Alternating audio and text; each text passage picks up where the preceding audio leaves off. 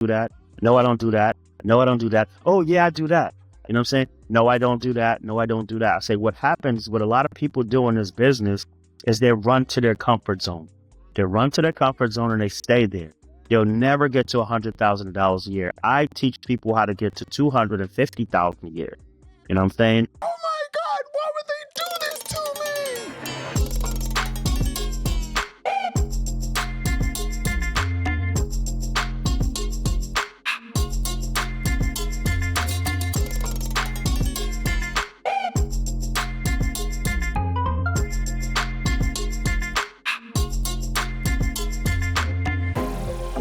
So grab your bunny, sip that tea, and let's let our hair down together as we open the doors to the ladies' room. Today's guest is a man who's sharper than a fresh lineup and tougher than Bill Belichick post-games interview.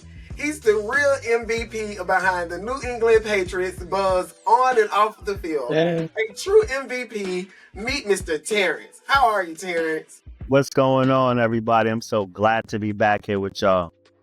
Yes, we are so happy to have you. The roomies are so happy to have you back in the building, telling and talking about what's going on in your world. How's your holiday been going so far? It's been going pretty good. I've been doing the usual thing, traveling all around the country and teaching classes. My favorite thing to do. I saw that recently you did a class here. I think it was on December the 1st. You did a class, a cutting class. Yeah, I did. Actually, the month of December, I think I did a couple of classes. My last one, I was in Washington State, probably like an hour and a half flight away from Seattle, in a little small town called Yakima, Washington. It's different, you know. There's not too many of us out there, but you know, it's okay. Yeah. And you still got to do what you love, teaching classes. Exactly. I love it. You know. One question for you, Terrence. Are you ready to talk about hair? Let's go. I'm always ready to talk about hair. All right, let's go. Spicy. My first question for you is, who inspired you or who was an influence for you when it came to starting hair or want to be involved? Man, to be honest with you, it wasn't even like a inspiration. You know what?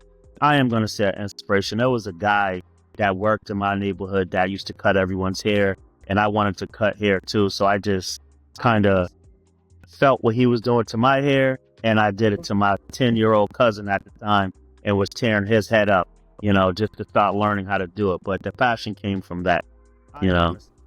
Okay. Leaving out of the shop to go into the mall, into the salon. And first time I've ever actually got into doing more of the women hair. And I learned a lot of stuff from the ladies that I worked with. And because the men thing wasn't really a big challenge for me because I knew how to do everything. You know, right. The women part of the business was the part where I actually had more of a challenge because I didn't know how to do everything. And I wanted to be that hairstylist that actually wanted to know how to do all types of hair. I didn't want to put myself in a box and do one type of thing. I went in there full force, wanting to learn every aspect of the business. And, you know, that's where I'm at right now. So, you know, I left out of the barbershop, learned how to do some women's stuff and just fell deeply in love with it. You know. What's your take on stylists who like to be in a niche? Like, okay, I only do this, I only do that. I'm not an overall hairstylist that, you know, dibble and dabble in a little of everything. What's your take? See, you really want to open up some doors right now. You want to get me going. I ain't trying to get you banned. You're trying to get me going because I could get on this topic so long because I had a conversation inside of a school. I think it was in a salon in either Pennsylvania, and I had a girl that said she just wants to do blonding. You know what I'm saying? I was like, no, I get it. You know, you just want to do blonde hair. That's it. I was like, let me ask you this question. All right, let's say you do this blonding thing. You have people that come in and do like their highlights. How many times a year they're coming to see you? And she's like, I don't know, like, you know. Oh, a matter of fact, I said, how much are they paying you? And she's like, I don't know, about $300 to $350. I'm like, all right, cool. So how many times a year are they coming to see you? She's probably like 3 times. I was like, so that's like, I don't know, $1,000. let's just give you $1,000, okay? And she's like, yeah. I was like, okay, how many of those you need to get to 100,000 a year? And she was like, a lot. And I was like, probably like 100. And she's like, yeah. Do you have 100 of those? And she said, no. And I was like, so what you're doing is you're putting yourself in this box, right? That you say no to that person. No, I don't do that. No, I don't do that. No, I don't do that. Oh, yeah, I do that. You know what I'm saying? No, I don't do that. No, I don't do that. I say what happens, what a lot of people do in this business is they run to their comfort zone. They run to their comfort zone and they stay there. They'll never get to $100,000 a year. I teach people how to get to $250,000 a year. You know what I'm saying? It's because I know how to do everything. You know what I'm saying? Like I know how to cut hair. I understand my knowledge of everything about cutting hair. I do black, white, women, men, thick, thin, curly. It don't matter. Whatever sits in the chair, I know how to do. You know, I'm a national colorist and a national cutting artist. So he started doing, so that was the first person that gave you so he was a barber that cut hair, yeah. that did, okay, did he own a barber shop, or was he just like No. It was just that guy that cut everyone's hair at the house. And the crazy thing about it, he didn't have a mirror, so you never knew what he was doing until he was done. So everything that he was doing, I was trying to mimic on my little cousin, you know what I'm saying, until I understood what he was doing. And once I did, so it just took off from there, man. Okay, so you started doing, so that was your first influence. So how did you get into hair, to barbering school? How did that go? I mean, I didn't even go to a barber school because I know everything about the men hair cutting thing.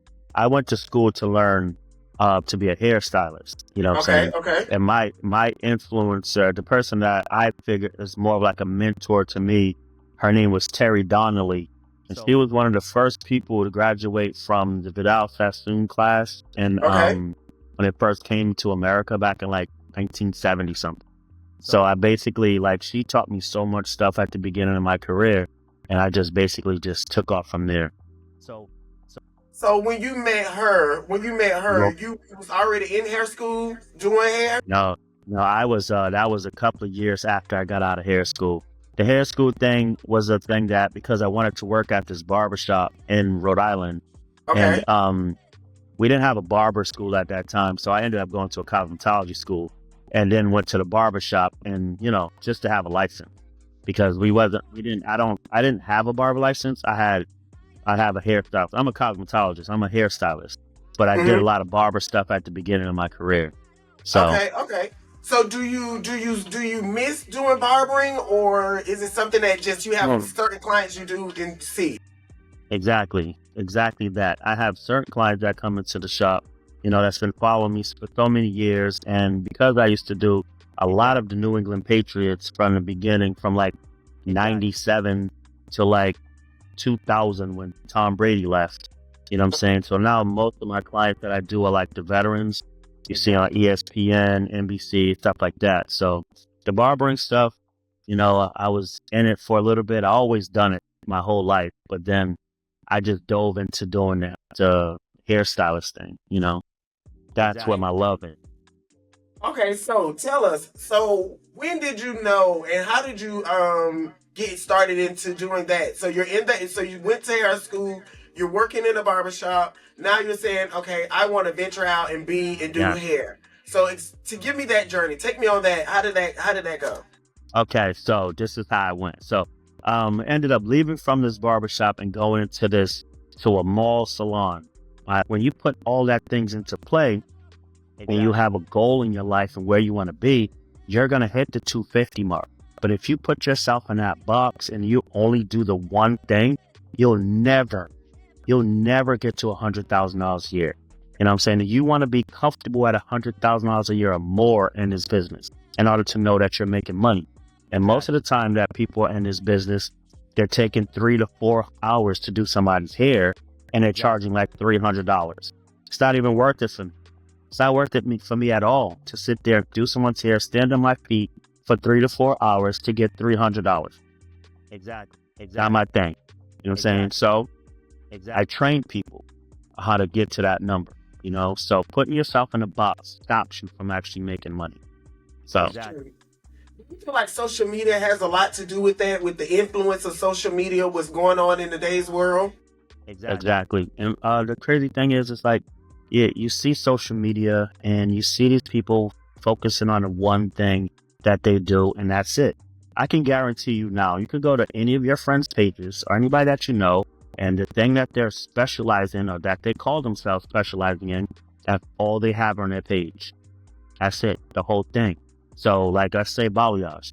You'll see someone with balayage, lace front, the same look, and that's all the thing that they're putting out there. So people that have pixies can't go to them.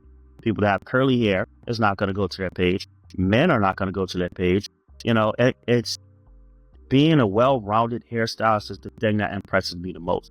Social media has a big part of that because they let these people go to these hairstylists that just focus on one thing, and they see how famous they are, and not even famous to me. You know what I'm saying? Not hating or nothing like that. It's just like I'm not impressed with somebody that does one thing. I'm really not. So social media has a huge part of it that stops all of these young hairstylists from growing. So I teach people how to have thick skin and understand this business.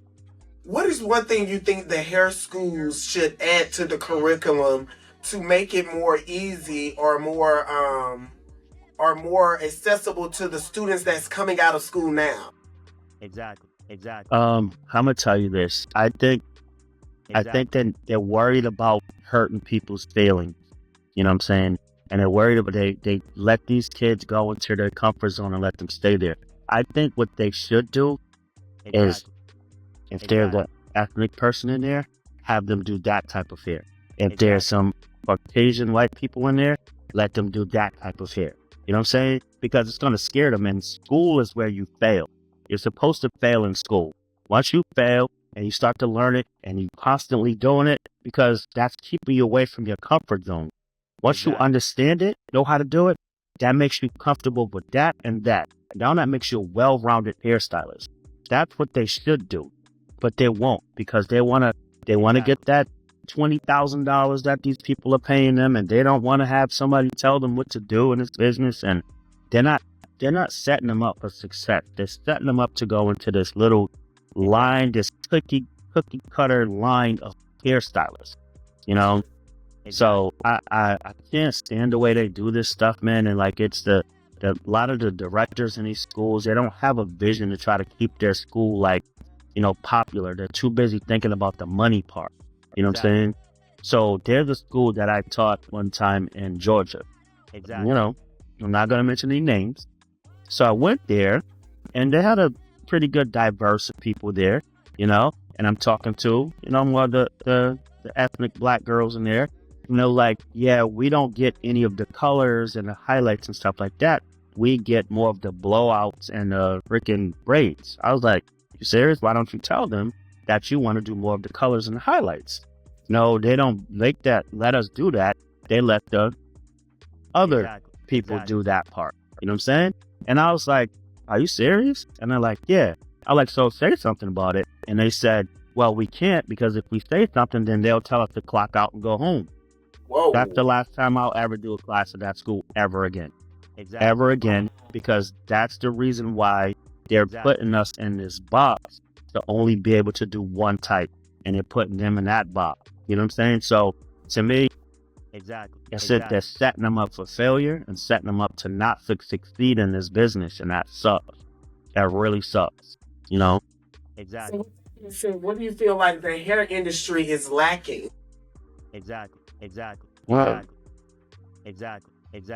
Diversity. That's true. Like, that's true. It's lacking diversity.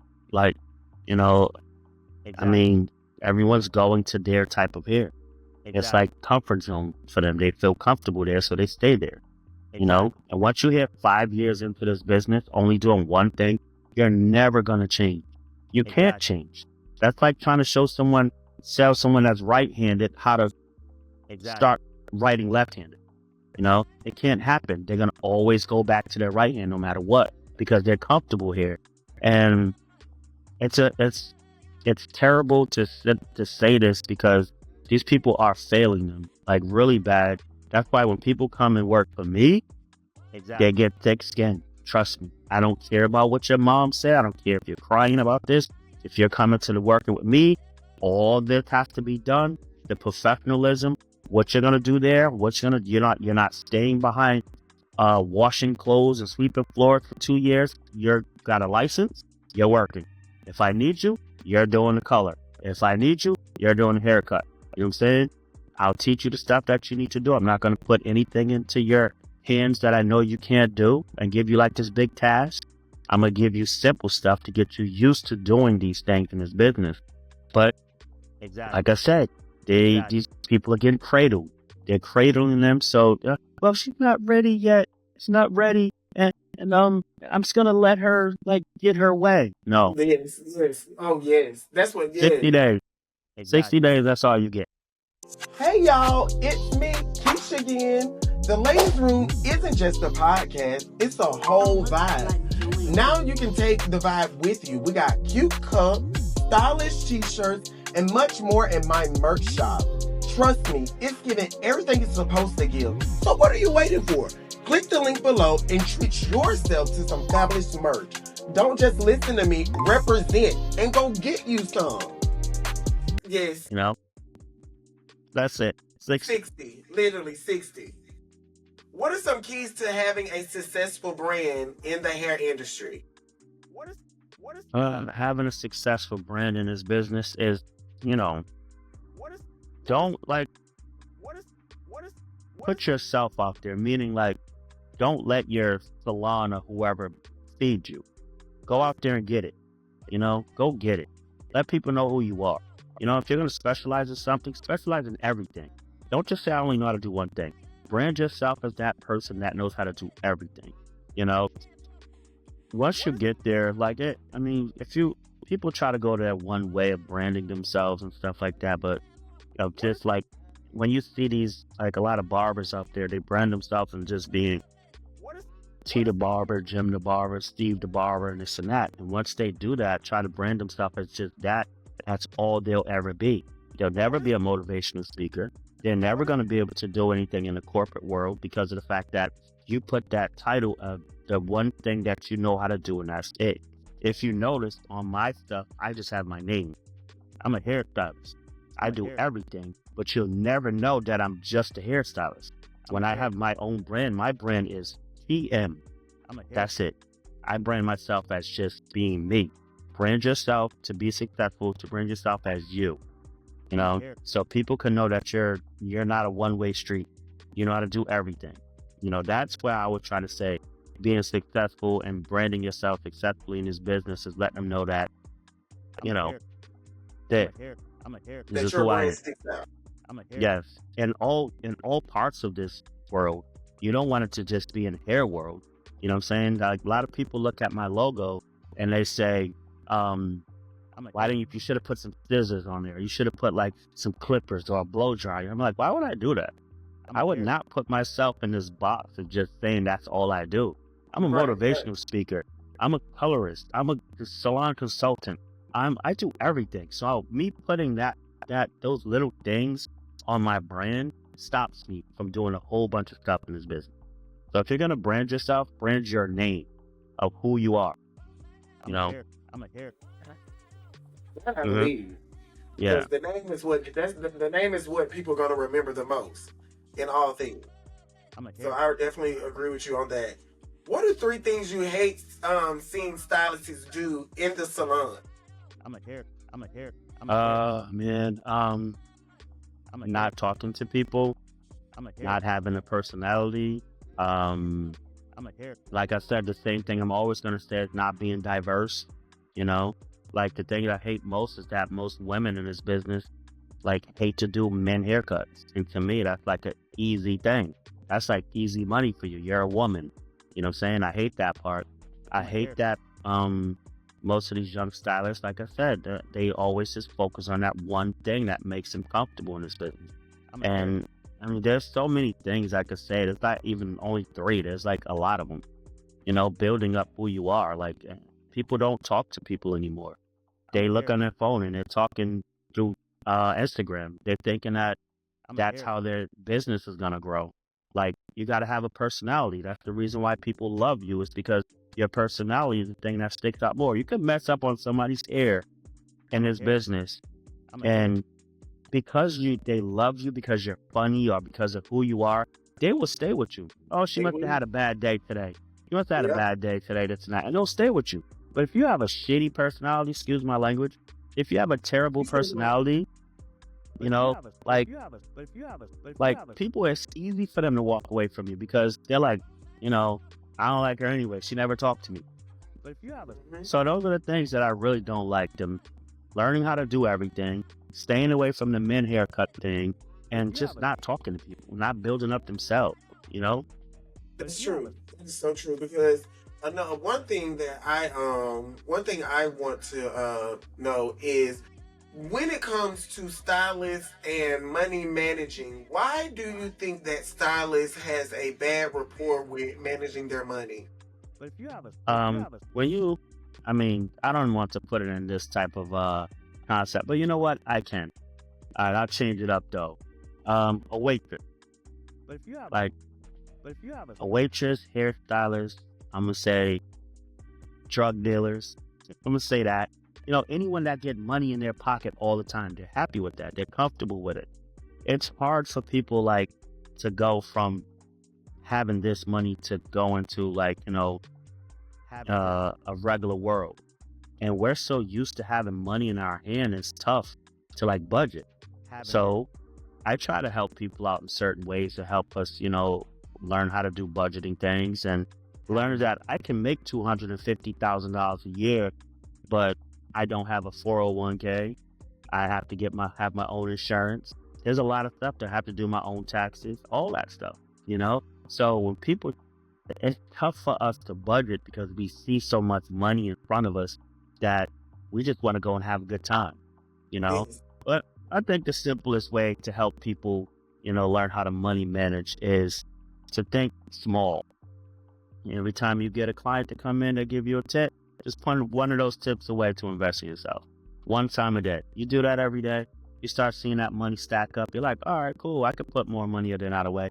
And you start, like, you don't start pulling everything out of, like, your tip. We need that money. We love having that money in our pocket. Just take $20 out, put that thing away. You know what I'm saying? If you only do that for $20, just what is that? That's like $400 a week that you're putting away, and it's not hurting you. Like $20, $10. If you do $10, you know, and you work 6 days out of the week or whatever, 5 days out of the week, that's like $200 or whatever. You putting that away, like that's nothing. It's not hurting you. So when people start to see that money start to grow, then it's easy to say, oh, I'll put $20. I still got $100 in my pocket. I'm just going to take $20 and put that over here for myself for the day. You know what I'm saying? The easiest way. I mean, we're terrible at budgeting, but that's the easiest way that I can help people out to try to get whatever they want and not, you know, go crazy. So, for real. So a question for you. Why do you think hairstylists are often criticized for everything that they do? What do you mean? In Criticize the for? in the mix of when it comes to we have clients who some clients or hairstylists who often criticize the stylist for, oh, my old stylist used to do this, or you know, they'll say things like well, I went to this stylist and they did da da da this for me, or I go to up here on the road and she did da da. Why is that a thing in the community? The thing is, man, there's too many people in this business that just, um, I mean, shit, how can I say this? No, you could just say They're it. doing, they're just doing, they're doing too much. It feels like they're begging. You know what I'm Mm-hmm. saying? They're begging to keep a client, so they'll go out of their way and go off the rails to make that client stay. So when this client is comfortable enough to do all this stuff, you know, and getting all this stuff from someone because they're actually begging them to come to them, they're not going by their skills. They're going by begging for money, and to a stylist that actually has this confidence in themselves and know what they're doing. I don't need to do all that stuff because this is what I'm worth. You know what I'm saying? And if you don't like it, I don't know what to tell you. I'm going to give you everything that you want, This is my price, and that's what it is. There are hairstylists out there that's just going off the rails to make the client stay. And they feel catered. And it puts us back into that area of being a servant. You know, even though that's what we are. We're servants, no doubt. That's what we do. We do hair. But the thing is, you don't never want to have them make you feel like you're a servant. You try to be on the same playing field as them. You know what I'm saying? Like, I eat at the nice places that you eat. I'll go on the same vacations as you. Then they'll look at you eye to eye like, you know, I have respect for them because even though they're doing my hair, I mean, they're doing the same shit I'm doing, you know? But if you put yourself on that lowball thing like, yes, sir, without, oh my God, I'm going to give you this more. I'm going to give you, oh no, you don't have to pay me that much. You could just pay me the same thing. I'm going to take off this much and only charge you this much. You know what I'm saying? Like, crazy. That's what I mean by begging. So a lot of hairstylists are going to get criticized because they went to somebody that was begging them to someone that's just confident in their world about everything they do. And this is how much I charge, you know? So you're going to deal with a whole bunch of that in this business because people are always going to go on their little phones and start doing their price checks and stuff like that, and let them go. Let them go. Have you ever had to fire a client before? Shit, man. Like, my firing of a client is different. I'm scared. Hey, I've seen people freaking fire clients, and they're good at it. I'm talking about people younger than me. I can't do it. So my thing is like this, okay? I would go, pass it over to my receptionist and be like, yeah, they're on the blacklist. So what that means is,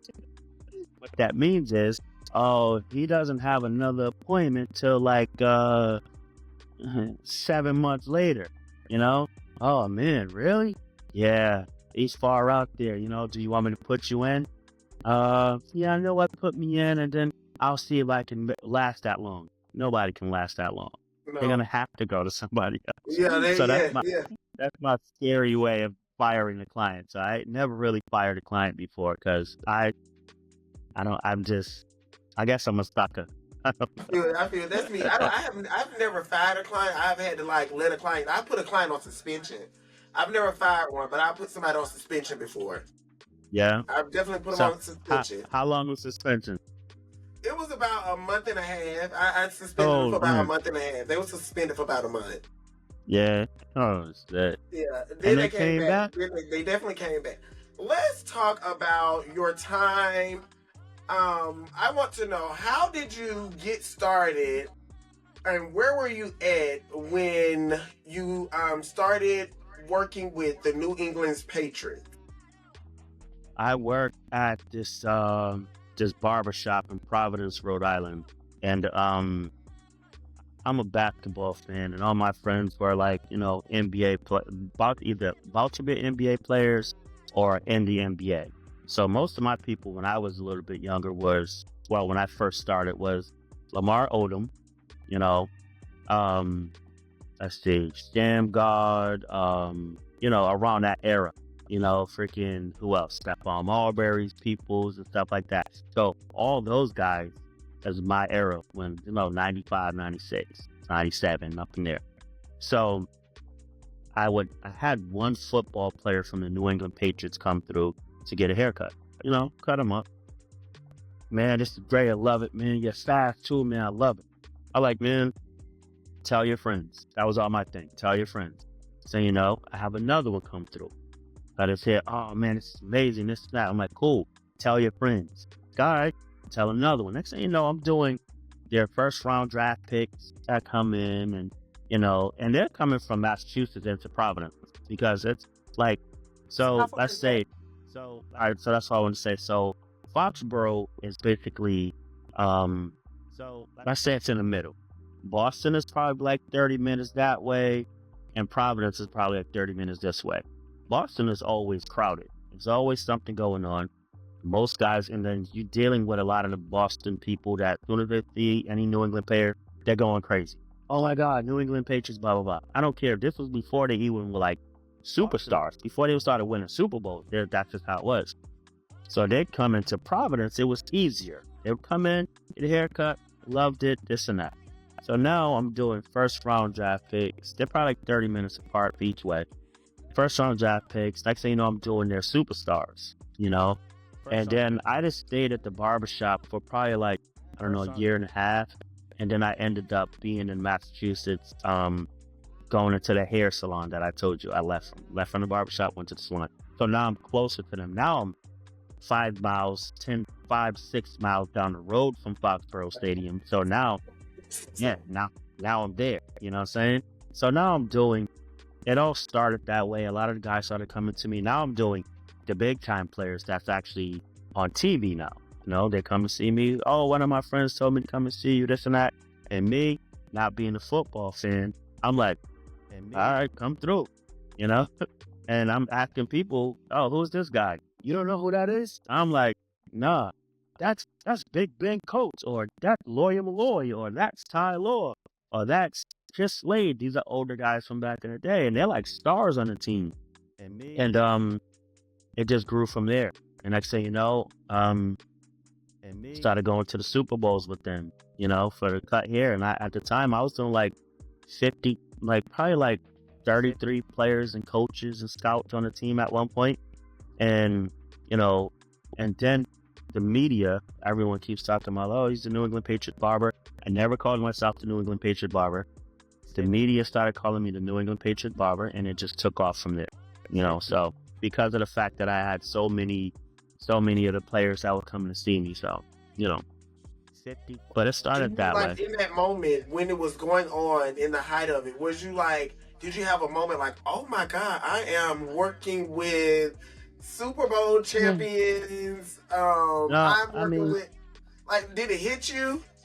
It didn't. No, like a lot of people always looked at me as somebody that was that I made it, but in my eyes, I didn't make it. I'm still trying to get there. Until one of my friends that I grew up with in Providence, Rhode Island, one time I went to a bar, and I stopped really hanging out in Providence so much. Most of the time I was either going to events and stuff in Massachusetts. So I was ended up in Providence, and I seen a friend of mine. And he was like, oh man, T, man, I haven't seen you in a long time. You still live out here, right? I'm like, yeah, I still live right in Providence. And he's like, really, where you been? I'm like, man, I'm just trying to be famous, man. That's about it. Like, laughing and shit. He's like, but you already are famous. I was like, no, I'm not. And he's like, yes, you are. He's like, you've been in magazines, newspapers, you've been in the news all the time, radio shows, like all of this stuff. And I'm thinking he's thinking, saying all these accolades that I've done. And to me, I wasn't there yet. And I took the opportunity after he said that and actually, you know, cliche shit, Googled my name. I Googled my name, and boom, it had a list of stuff, pictures of me, New England Patriot barber, blah, blah, all these articles coming up. And I'm looking like, oh shit, you know? I'm like, damn. And then, when I knew that it was like some seriousness is when the Associate Press came in to do an interview with me. And I didn't know anything about the Associate Press. And, you know, I know it's news, stuff like that. And I was talking to a friend of mine. I was like, yeah, the Associate Press came in to do an interview. And they was like, what? And I'm like, yeah.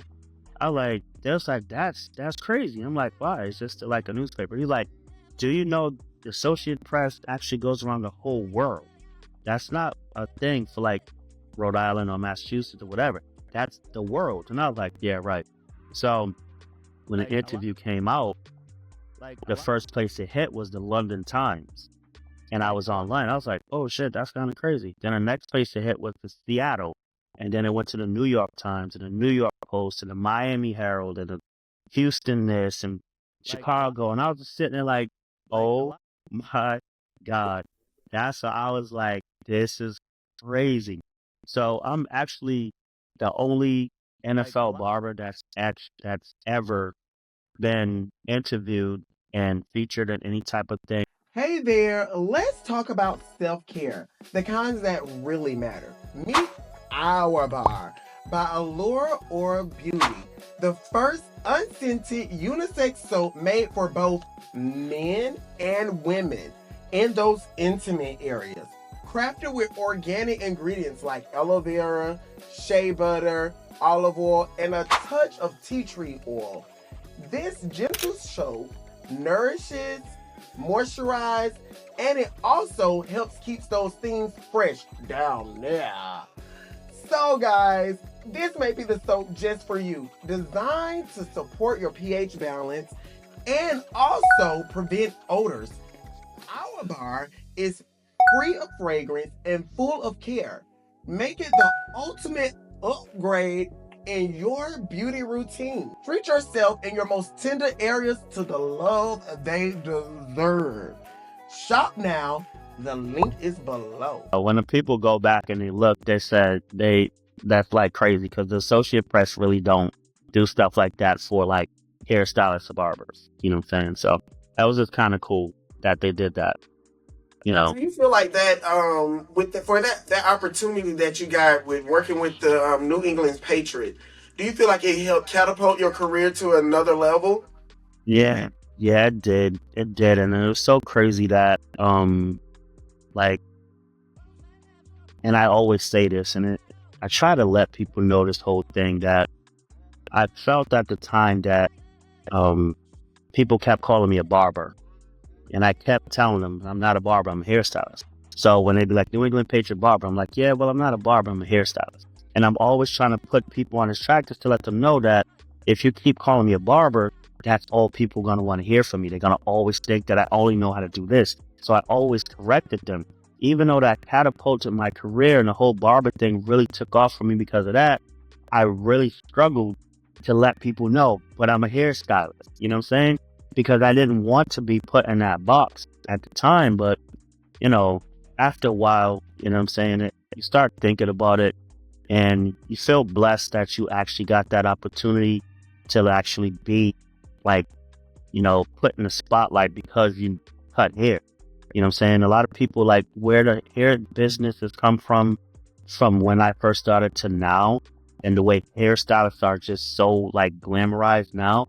It wasn't like that back then, and I was in that spotlight at the time of being like the barber to the stars, and it took off to not just doing the football players. I started getting phone calls from agents and managers that was like either for Diggy Simmons and Lorenz Tate and Bill Bellamy, and like these people, I would get these people Lecrae, J-Rock. Like, you know, I can think so many people that their managers reached out and like, hey, my artist is going to be coming into your area and we was told to call you.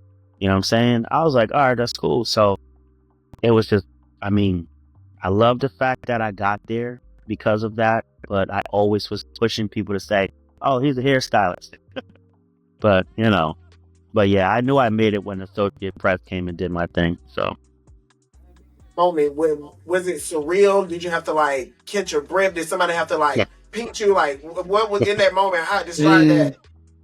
Yeah, I'm so humble, man. Like stuff like that don't make me go crazy. I've been around superstars basically my whole career. You know what I'm saying? And that's the best part about it. So I know how to compose myself.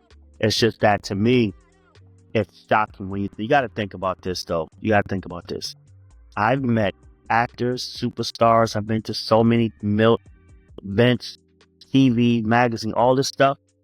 For what? For doing this, bro. For cutting hair.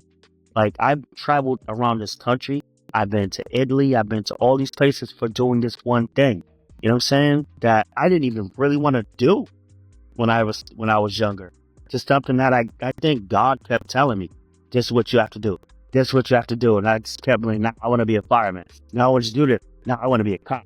No, this is what you have to do. You know what I'm saying? So I'm so humbled and I feel so grateful for the stuff that happened to me just for cutting hair. Like, so none of it has surprised me to the shock until I looked at the stuff that I did in my past and stuff like that. And people show me love because, you know, the accolades I've done. But nah, it wasn't like an eye-opening thing like, oh shit, I can't believe this. It was just like, that's what's up, and that's cool. So I always pass wisdom off to a lot of people in this business on how to make sure that you stay humble in this business because it can kill you. because you start drinking that Kool-Aid thinking that you're like, that guy, and it'll disappear. That's It'll true. disappear fast. You know what I'm saying? That's So, because true. there's always something new that pops up, you know? That is very true. What are some tips that you would give to someone who's aspiring to become a celebrity barber or a celebrity hairstylist, on how to get their brand started? I would say just be good at what you do. Be good, and don't, be prepared. And this is what I mean about putting yourself in a box. So I'll give you an example. Say I only did my type of hair, like more my black folks, you know what I'm saying? And Tom Brady wanted to come and get his hair cut from me because he heard, oh, I heard he's good, this and that. And he comes into me and I say, well, damn, I don't know how to do that type of hair. So that superstar has to walk out the door because I failed to learn how to do other stuff. You know what I'm saying? So, like, the best thing that I can tell someone to do is to be versatile. Learn how to do everything, because you'll never know who's sitting in your chair. You never know who that person knows. You don't know what type of connection this person has, to be like, oh my God, this person's great. You should have my hairstylist come by and do this because they're awesome. But if they don't know how to blow dry hair because they only know how to do their one thing, how's Mariah Carey going to have them blow dry their hair, or freaking somebody else that's famous that needs someone to come and get their hair blow dried? That's how all this stuff starts.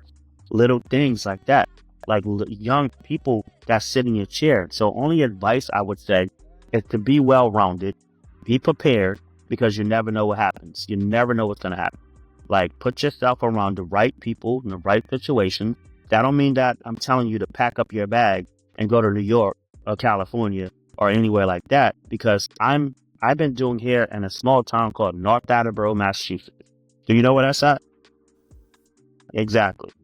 I had Lorenz Tay sitting in my salon, Bill Bellamy. I've cut Diggy's. Like I said, these people have come to see me, and I'm in this little small town because it's just word of mouth. So the thing is that I would say is I always put myself around successful people. So it's just basically it's gonna happen, So with you having a celebrity clientele, who has been one of your toughest clients to service thus far? And who has been one of your easiest clients to service? So I have a couple of two of my craziest ones is my boy Rodney Harrison. He lives in Atlanta, Georgia. That dude, he's just tough. But that's my boy. That's one of my close friends. But he still to this day calls me Terrible Barber. Like, he's such a clown, but he's like my boy. He's tough, but it's people that are tough like that, they make you better. You know what I'm saying? They do.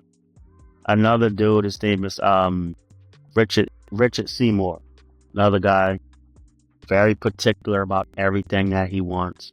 But again, they make you better. Like, it may be annoying at some point, but they make you better as an artist.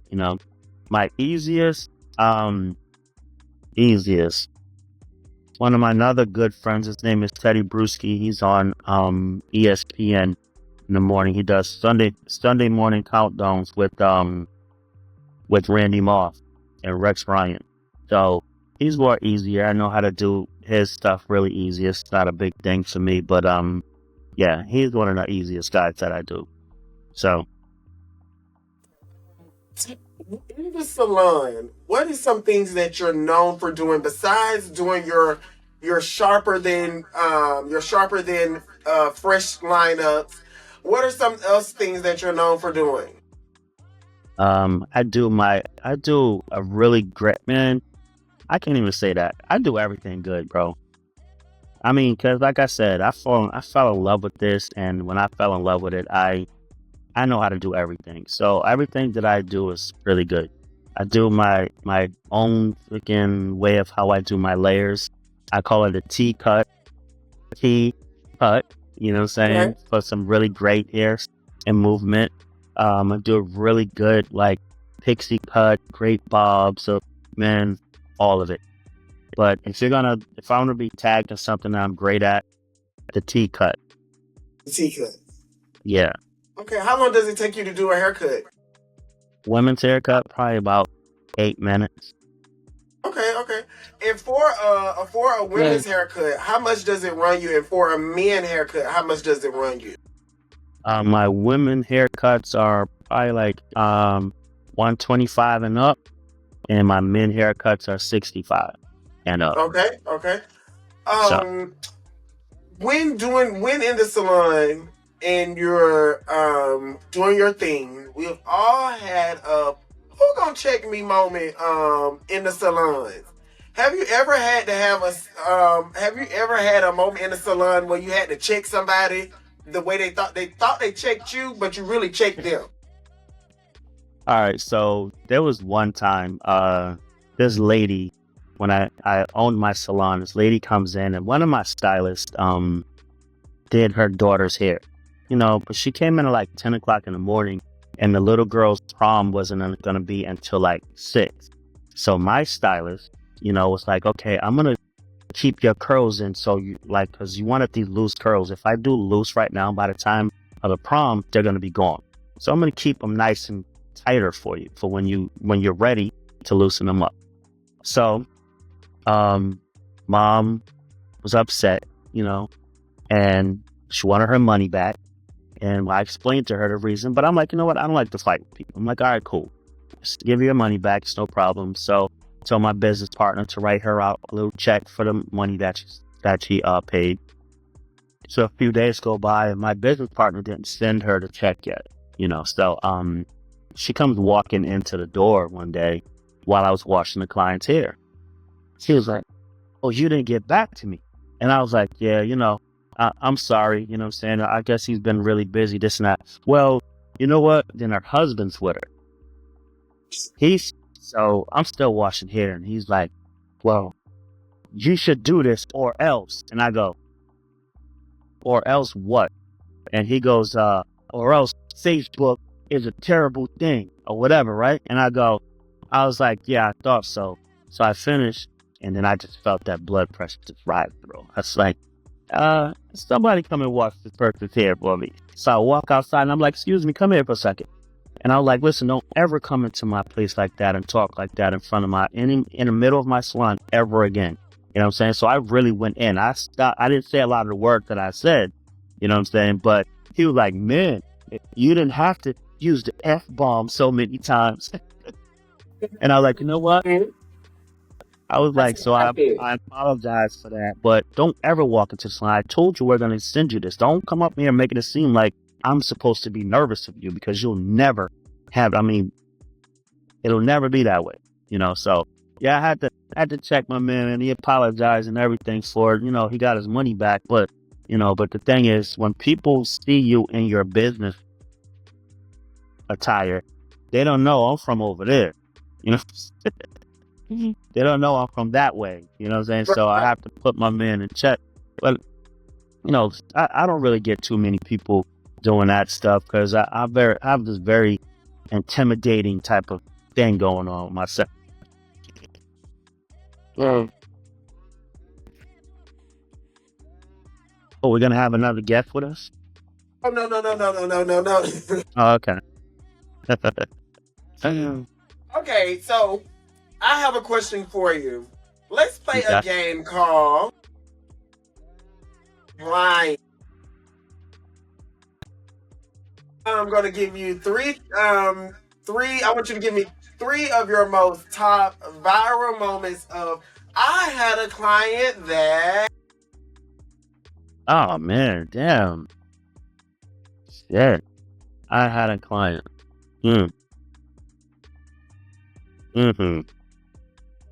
Oh, yeah. Okay.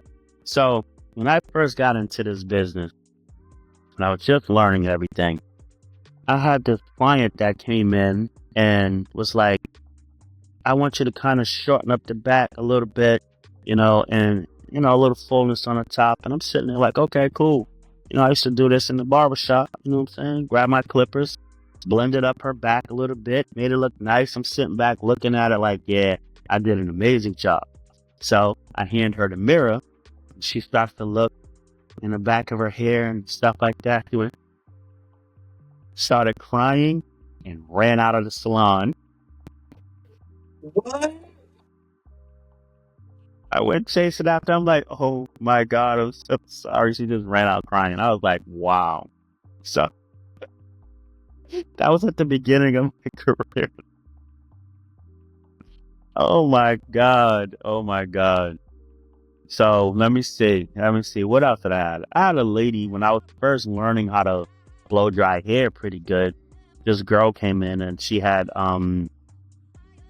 curly hair. You know what I'm saying? Like curly.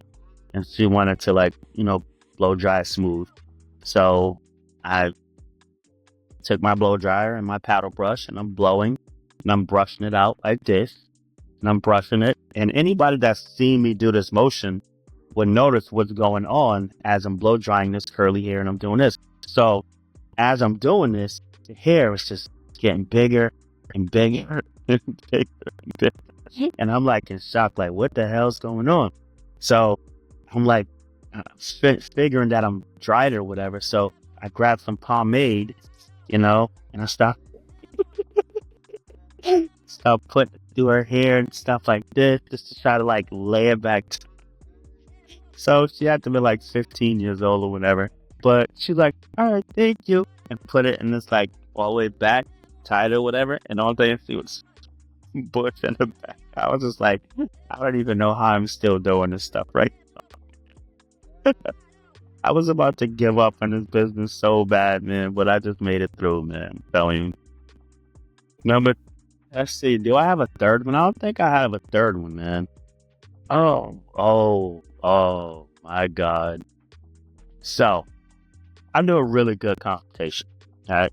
So I had a lady come in. This girl come in. She was coming from being probably like a level 5 and wanted to be like blonde. And it took me about hours to get her up to this really nice blonde. So she's hit with her friend. And her friend goes, she wants to put black lowlights in her hair. And I was like, black lowlights? She's like, yeah. You know how Christina Aguilera has her hair with the blonde with the black? I was like, you do know those are extensions and stuff, right? And then she was just like, yeah, but she wants a couple of black lowlights. I was like, how much black lowlights do you want? And then she was like, she wants a partial foil of it. I was like, huh? So I'm like, damn. So after I lifted this hair up to like a 10 or whatever, 11, like to a platinum blonde, she wants to put black highlights. And I like, I don't think you should do this. Like, I'm just giving my professional opinion. So her friend is going, yeah, she wants to do it. So I was like, okay. Put these things in there, try to space it out a little bit. And I'm looking at it like, how am I going to pull these foils out of this hair without it touching that blonde? So I'm like, shit. So I'm like rinsing them off before I put it in the hair. But then I had to walk. So the blow dry her. Whole head turned gray, man. It was hilarious. I started dying laughing. I was like, man, I told you not to do this. She's mad, crying, and stuff. I can't believe. I was like, what? I told you not to do it. You want to listen to your friend. And then she's like, oh my God. I was like, well, that's going to be $325. I was like, you think I'm not going to charge you? You think I'm a charge? You think I'm a not? Come on, man. I'm like, I try to give you my professional opinion. You don't want my professional opinion. You want to listen to your friend. You're still paying. So she comes back the next day, and I darken that thing back up to one level again. Not my fault, you know. Because I told you. I told you. I said this is extensions, but nope, you don't want to listen. I said don't put that many in. No, you want to do a partial foil. You want to listen to your friend, and I'm trying to explain to you. I don't know how I'm going to get these out because of this. I still want them anyways. I'm like, okay. So those are my 3 that I could think of. In the wrapping of this conversation up, I want to know, what are some things that you want your clients to stop doing in 2024? What do I want them to stop doing? Yeah. Stop helping me from washing the back of your hair. Keep your head down. Please, please. I don't need your help. You just gonna make your Oh, whole back wet. Let me wash it. keep your head down. Or get a stronger neck when I'm blow drying. Give me some tension, please. Oh my God. And when you going to sleep in the chair, why you gotta always move your head like, ooh, I'm so Oh and my then it be the thing goodness. of, oh, I'm so tired. Excuse me for moving Yeah. my head. Like, please. I'm gonna tell you this. My girlfriend, her client, they get on their computer and start doing work while Mm-hmm. she's doing here. And she's chasing them around and trying to, I'm like, man, there's no way in hell I'd be able to do that. I'd be No, like, I'm not hey, doing that. I'm like this here, hold that right there for me. You know what I'm saying? Hold that right there. You know what I'm saying? So yeah, nah, no. I'm the one stylist that be like, I tell my clients, can you hold your head still? Like, hold your head still. Keep your head up. Like, if your head, I'm moving it up. Like, Yep. this, Yep. this. See, that's what I do. That's what I Yeah. do. That's exactly what I do. My thing is the two fingers. Ding, I ding, see. ding. I do. Up, up. Especially when they don't want to Uh, hold it still. I do. I'm serious when I do this. When I palm grab it, I'm like, that's what I do. yes. When I Now, palm grab, I'm mine is like serious. this. Mine's like that. I hold it there for a couple seconds Yes. and I just let them know I need you right here. You know what I'm saying? I don't even talk. I just sit there. And they're like, all right, okay. And I finish. See? That is so me. I have one last question for you. Mm. What are some risks you have taken in the context of becoming Terrence in this industry, and why? The risk I've taken. Okay. You ready for this? How much time we got? We got like 5 minutes. We got like 5 minutes. All right, cool. This is cool. So this is actually a really good one. All right. So a lot of people want to do this whole celebrity hairstylist thing and they want to get out there and like, I want to do celebrities. One thing is you have to understand that celebrities don't care about your time. They don't care about anything but their stuff. So you can be like, it's great for you to have this on your resume. All right. The crazy thing about being to get to this point is that when you're climbing to get to that whole celebrity status, a lot of people is not going to be on your level no more. You know what I'm saying? And you have to be a very selfish person to become up there. There's a place up there that you're gonna not see your friends anymore. You're gonna lose relationships in this business. Even if you have kids, like a lot of things are gonna fail for you in your career by trying to be selfish to make it to the top. And you're gonna get there to some point, but you're gonna be sitting in this room with a whole bunch of stars, and you're gonna be there. And the crazy thing about it is you're going to be alone because you know nobody in this building. It's kind of heartbreaking because I've lost relationships, family, a lot of friends that you've known for so many years. It's a selfish thing to try to get to that point. That's why if you notice, there's not a whole bunch of celebrity hairstylists out there. You have to understand this. You know what I'm saying? There's a couple of them. It's because the reason why most women sometimes can't get to that point is because of the fact that they have kids or they have a husband or something that's stopping them from either being at these events and being able to take off to go and get to these places and stuff like that, because you have to be there with your family. You have to be selfish in order to make it. That's why there's not a whole bunch of them that's out there. I try to tell people this whole thing because it's happened to me. It's happened to me to this point where I don't have my friends that I grew up with. I lost my relationships that I was in because I was never there. Like, the thing that made me is because I did get there, but then when you start to see how lonely you are up there, you want to get back to hang out with your friends again. That's And true. I can't give people advice on that part, but I can tell you that road, if that's what you're looking for, you have to be a selfish person. And not being mean or anything. It's just you have to, because you can get a phone call and be like, "Hey, today we want you to come to this event tonight," or "Hey, can you fly here?" or "Hey, we need you to do this." hey, just because you want to be in that limelight, you have to go. If you don't, like, it's gonna mess up your whole career. You know what I'm saying? Especially if that's what you're looking for. And you'll realize that being around these people, they don't care about you. You're that, oh, that's the Mhm. barber. Oh, that's the hairstylist. Oh, that didn't even know your name. Oh, that's the hairstylist. You know what I'm saying? Like, that's the part you're gonna get to, and it's gonna feel messed up. But you're gonna be so excited to see this star, that star, that star. But that's it. That's all you're gonna do. You're just gonna get an up close personal thing of being around them. But that's it. They don't know you. They don't care about you. You know.